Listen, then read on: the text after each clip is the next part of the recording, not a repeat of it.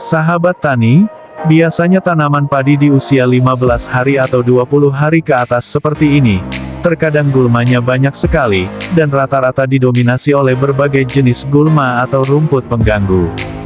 Nah, selama beberapa musim terakhir, kami tidak pernah menggunakan herbisida di kedua lahan ini. Kami juga tidak pernah matun ataupun mencabut rumput. Kami hanya menggunakan teknik ini, dan hasilnya seperti apa yang Anda lihat. Padi sudah tumbuh besar, tapi masih tetap terbebas dari rumput. Dan tentu saja ini akan terus berlanjut sampai selesai panen, tidak ditumbuhi rumput sama sekali.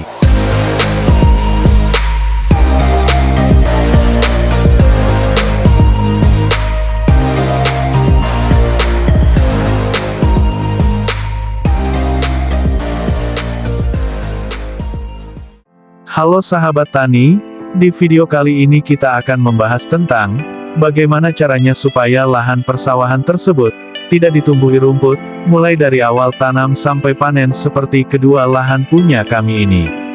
Ini terlihat masih bersih sekali, padahal usianya sudah kurang lebih 15 dan 20 hari tapi rumputnya masih belum tumbuh, bahkan boleh dikatakan tidak mau tumbuh dan tidak akan pernah tumbuh. Lantas mengapa bisa demikian? Oke baik, sebenarnya kuncinya ada beberapa tahap atau beberapa langkah yang harus dilakukan. Nah, dari awal pembibitan padi, akan lebih baik bila mana bibit padi masih muda, atau baru mulai tumbuh serempak seperti ini, tetapi lahan sudah selesai dibajak. Ini bertujuan, agar nantinya kita bisa melakukan perendaman lahan minimal 1 minggu sebelum bibit padi dipindah tanamkan ke lahan. Cara perendamannya seperti apa? Nah sahabat tani, untuk cara perendamannya yaitu, lahan digenangi air setinggi 1 cm atau 2 cm saja. Setelah semua lahan sudah tergenangi air, selanjutnya lahan kita diamkan sampai airnya terlihat jernih, paling tidak sampai tanahnya kelihatan. Jadi ingat bahwa, airnya jangan sampai keruh, karena ini bertujuan supaya benih-benih rumput yang ada di permukaan tanah, bisa terpapar oleh sinar matahari secara langsung. Lalu apa langkah selanjutnya? Nah setelah 2 hari kita melakukan perendaman lahan, lakukan penaburan garam menggunakan garam krosok. Nah fungsi dari penaburan garam krosok ini yaitu, bertujuan untuk meleburkan, mengurai atau membusukkan benih-benih rumput yang ada pada permukaan tanah.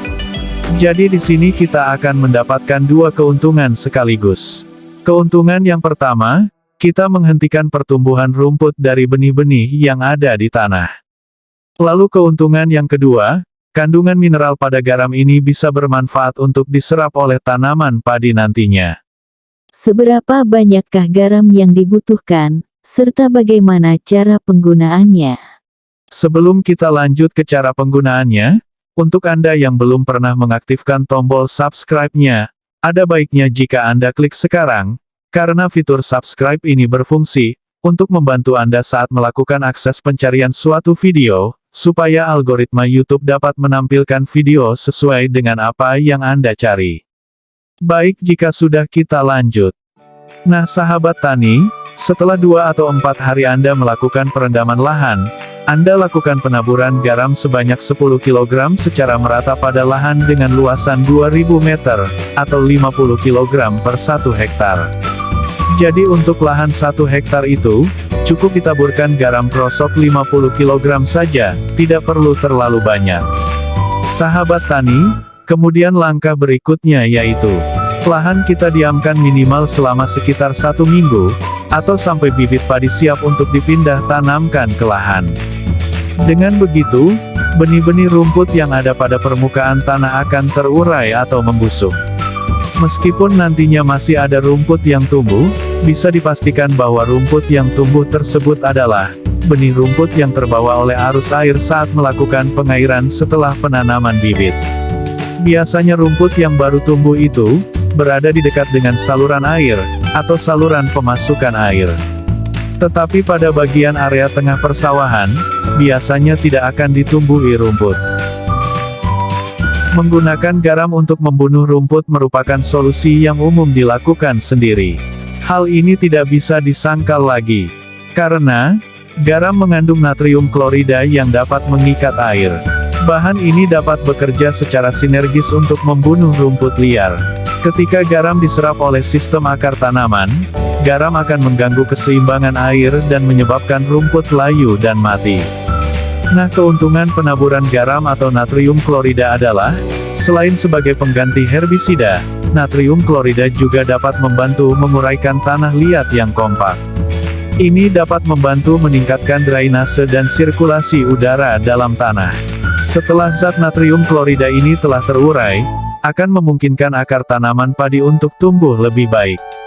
Dan tanah yang seperti ini nantinya akan bagus karena tidak menggunakan herbisida. Residu herbisida itu cukup lama di tanah, meskipun ada pengurai, misalkan menggunakan bakteri yang bisa mengurai herbisida, akan tetapi itu cukup lama, apalagi kandungan herbisida metilmetsulfuron dan imidakloprid, residu ini cukup lama diurai di dalam tanah. Nah sahabat tani, ini perlu Anda ingat, meskipun garam bisa menggantikan herbisida, dan bermanfaat untuk tanaman padi, bukan berarti tidak ada dampak negatifnya. Dampak negatifnya yaitu, penggunaan yang berlebihan secara terus-menerus, dapat merusak pH tanah atau membuat tanah masam. Penggaraman tanah adalah praktik kuno yang sering digunakan dalam perang, untuk secara sengaja menghancurkan kemampuan tanah untuk menanam tanaman atau tumbuhan lainnya.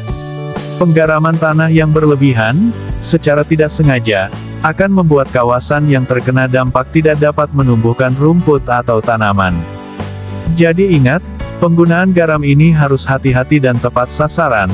Penggunaan yang tepat akan membuat tanah subur, tetapi penggunaan yang salah justru akan merusak pH tanah. Selama beberapa musim terakhir, kami memang tidak menggunakan herbisida di kedua lahan ini.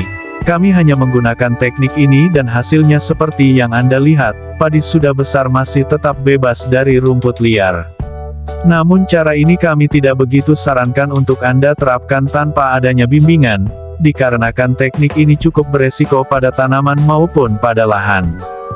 Jika Anda mau menggunakan teknik ini, sebaiknya Anda lakukan pemberian pupuk kompos atau lakukan pengapuran setelah panen, minimal 1 kali 1 tahun, untuk menetralkan serta mempertahankan pH tanah. Anda bisa menggunakan kapur dolomit, karena kapur dolomit ini mengandung kalsium oksida, dan magnesium oksida yang sangat bermanfaat bagi tanaman padi. Selain itu, dolomit dapat menetralkan keasaman tanah, meningkatkan pH tanah, menjaga ketersediaan unsur hara mikro, memperbaiki struktur tanah, menekan pertumbuhan hama dan penyakit, meningkatkan populasi mikroba, menetralkan unsur kimia dan masih banyak lagi. Semoga informasi ini bermanfaat dan sampai jumpa di video berikutnya. Salam swasembada pangan menuju Indonesia makmur.